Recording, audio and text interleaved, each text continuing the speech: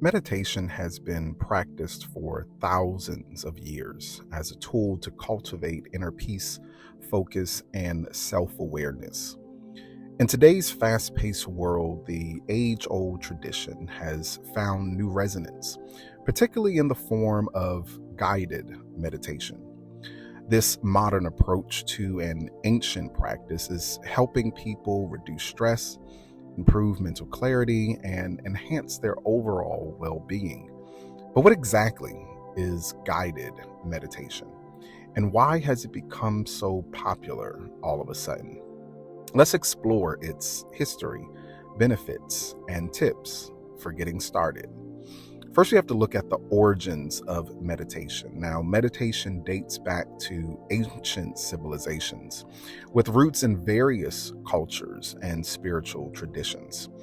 The early practices of meditation first emerged in India over 5,000 years ago. Primarily, it was a part of the Hindu tradition. It was later adopted into Buddhism, where it became central to achieving the sense of what Buddhists call enlightenment. Then there was this Western awareness as it came further to the other side of the globe. And by the 20th century, Eastern philosophies, including meditation, started gaining popularity in the West, especially during the 1960s and 1970s, as people sought alternative ways to connect with their inner selves. From its spiritual origins, meditation has evolved into a secular practice embraced by people from all walks of life, particularly for its mental health benefits. So, what is guided meditation? Guided meditation is a form of meditation where a teacher, narrator, or there's a recording provided that gives these step by step instructions to lead participants through the practice. These sessions often include three variables. The first variable is that there is verbal guidance. There's typically a soothing voice that directs your focus. And in directing your focus, this voice also encourages your relaxation as well as your mindfulness. Another element of guided meditation is visualization. In most guided meditation examples, there is imagery that is used in order to help the practitioner, such as imagining a peaceful beach or a serene forest or some familiar environment inside of your life. And this helps to anchor the mind with regards to imagery and familiarization. And then there's also breath awareness. Inside of guided meditation, the practitioner is prompted to pay attention to their breathing. And in doing this, it fosters this calmness as well as a heightened sense of just general presence, consciousness, and awareness. Now, unlike traditional meditation, which often requires self-discipline and practice, guided meditation is accessible to beginners and experienced practitioners alike. There are various apps and videos and resources that are available out there in order to help individuals who might not be familiar with structured or even, for lack of better words, advanced meditation. And these resources really help individuals to get started inside of the practice of meditation in general by way of what we're talking about today, guided meditation. So why this renewed interest in meditation all of a sudden? In asking a lot of my students over the years at university, it's been interesting in the rise of people, young adults in particular, who are interested in learning more about meditation. In recent years, the interest in meditation has surged thanks to, in my opinion, three very specific things. The first one is mental health awareness. With increasing stress and anxiety levels inside of the world that we live in, inside of the environments that we frequent daily, many people are turning to meditation as a coping tool, as a way to uh, get out of the mundane world, out of the uh, highly stimulating world that we find ourselves in order to help with our mental health. Another element of this renewed sense of awareness and guided meditation is its accessibility. Like I already said, there are apps such as Calm and Headspace.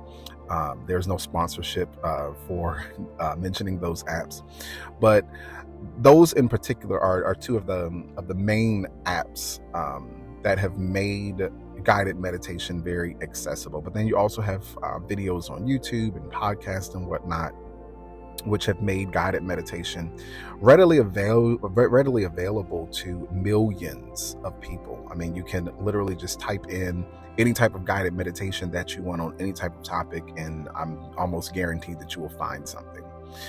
But then there's also this scientific validation to meditation. Research continues to highlight the physiological and psychological benefits of meditation, making it more widely accepted in mainstream health practices. A lot of counselors, psychotherapists, psychologists, even doctors are now suggesting meditation as a method to truly get your life as well as your health back in order. And there are various health benefits to guided meditation. Numerous studies have demonstrated that there are transformative effects in guided meditation, including reduced stress and anxiety. It's been proven that meditation lowers cortisol levels, helping to calm the mind and body. Meditation also improves with sleep quality. The regular practice of meditation can ease insomnia by promoting just generalized relaxation. Meditation also helps to enhance focus and memory. This mindfulness exercise of meditation boosts your cognitive function and also your mental clarity.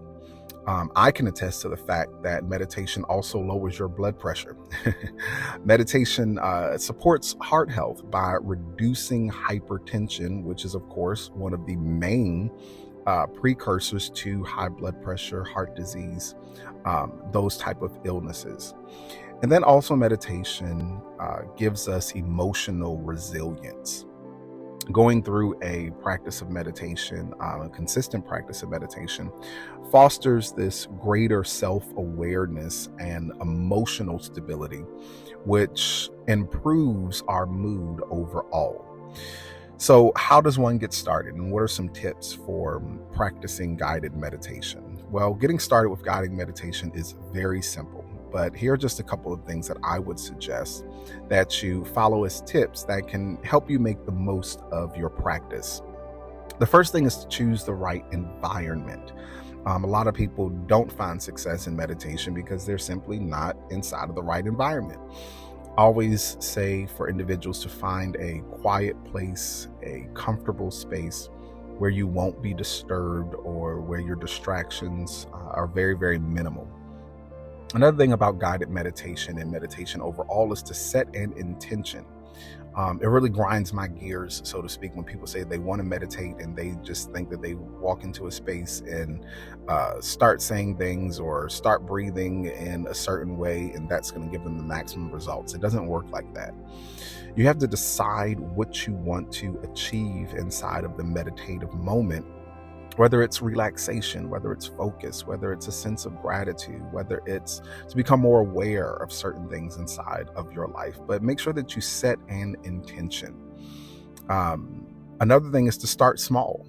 Begin with short sessions. As I talk to some of my students, they always, say, well, I tried meditating for an hour and they've yet to master 90 seconds of just silence. Okay, so we begin with short sessions, 5-10 minutes, and then gradually increase the duration as you get comfortable, and then also as you practice more. I mean, meditation, even guided meditation, is a practice, and sometimes it's hard for us to keep focus for 10 seconds, let alone for 10 minutes. Okay, then use quality resources. I think that this is huge when it comes down to those that are beginning meditation and meditative practices.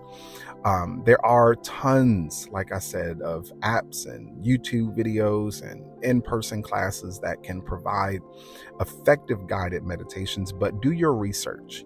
Give some a try and find what resonates with your soul, with your spirit, with your identity to the most, because the honesty of it all is that there is some trash out here that people attempt to give as resources, when in actuality it does the practitioner no good at all. Then be patient. Be patient with yourself, because meditation is a skill that improves with consistency. So the more you do it, the better you become. Don't worry in the very beginning if your mind wanders, if you're easily distracted, but inside of that moment, just gently bring your focus back into the moment, back into the guided meditation and practice, and I can guarantee you that it will get easier over time. And then finally, practice regularly. When people say they want to get into meditation, and specifically guided meditation, I always encourage that you create some type of schedule, that you create some type of consistency, and that you practice it regularly. This can't just be a hop in, hop out kind of thing in order for you to get the full benefits, but learn how to incorporate meditation inside of your daily routine, even if it's just for a few minutes. There's actually a series of book that I wrote, of volumes, where I encourage individuals to just take 90 days with 90 seconds of just personal reflection and awareness. And I think that that's just a huge way for a lot of people to get started. I can put that link inside of the description for those that might be interested in getting that resource. So to conclude, guided meditation, it bridges the gap between ancient wisdom and modern needs. It offers this practical way to achieve mental clarity as well as to get emotional balance. Whether you're a seasoned practitioner or a beginner, taking time to meditate can profoundly impact your health and well-being. As more people embrace this timeless practice, the ripple effects of mindfulness and peace are felt on both personal and collective levels. So, even inside of this moment, why not just take a deep breath, close your eyes, and let yourself be guided to a calmer, more centered you, even in this moment.